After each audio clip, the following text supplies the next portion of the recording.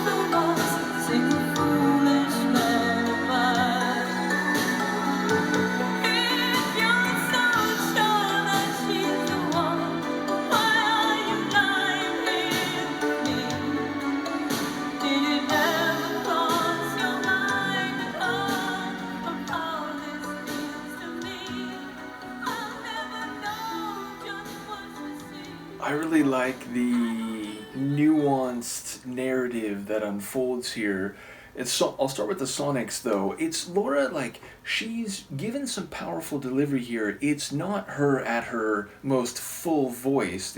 She's not shaking the walls with her vocal power like she can, and she's belting, and indeed she's belting in a way that for a lot of people would be maybe at the edge of their voice, but having heard enough of her vocals, it's like she's right on the edge of really pushing into powerful territory. But I think it works. It's because she's in this tranquil moment with this guy, but it's part of this larger and more complicated story. So I think she hits the vocal level just right for the story and the feeling of this one. And then, like, musically, there's a lot of struck or like plucked vocals, sonic elements or melodic elements. So, number one, like, struck or plucked melody, it has a slightly different sound than like bowed or strummed melody. So, there's a bit more of like a percussive and rhythmic element even to the melody. And there was almost like an Eastern sound to this one because of the synth or melodic elements used here. It was just kind of a minority feel, but there's a couple moments where it sounds almost like, Eastern, like Asian. But overall, I enjoy the atmospheric feel with, it's not overly happy, but it's not particularly melancholic. It's somewhere in between. There's a bit of like mystery to it. And again, I think that works with the lyrics. And what I took from it is, I wasn't thinking in advance about a third person, this other woman. So, okay, like, she's saying that this other guy, every time this other woman leaves him or breaks his heart, he comes running straight to her. And I thought right away, like, that could mean two things. That could mean, like, there is a physical or romantic relationship between the narrator and this guy, but she's well aware she's kind of second fiddle to this other woman, or it's like she's the confidant, she's like the best friend that he comes back to and tries to, understand what happened, and he's, explaining how he feels, and, he's hurt and so on, and she's there to listen, she's there to be with him. But by her line saying, like, have you ever thought about how all this feels to me, it's clear she does want him. So whether or not they have this kind of secondary relationship, which again for him is maybe like his refuge or his like second choice, it's clear that she, the narrator, wants him for like the first choice.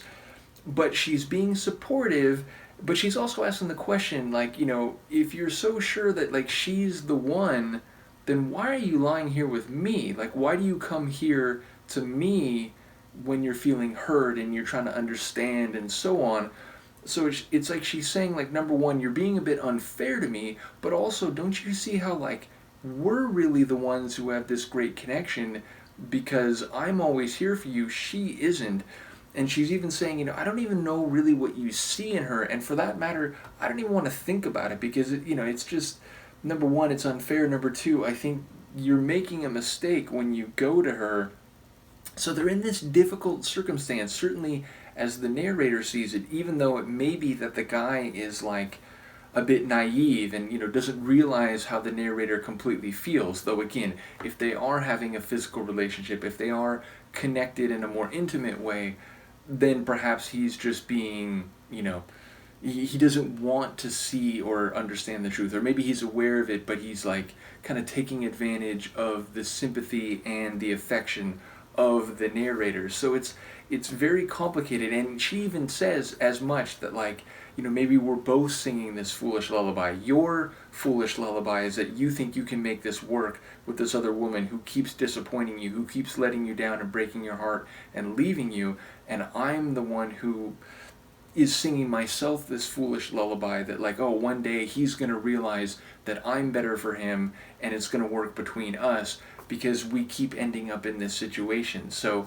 it's a very complicated and like delicately balanced situation, and it's like the narrator is saying, you're foolish for believing that lullaby, but I'm kind of foolish too. So I guess we're both singing this foolish lullaby from different angles. So I think it's a very cleverly written tune, and as I said, I think her vocals and the sonic atmosphere captured the ambiguity or the complexity of the scene that unfolds, which again is part of this larger narrative. So yeah, I think it's very cleverly done. Definitely enjoyed this one. Let me know what you think, and I will see you next time. Peace.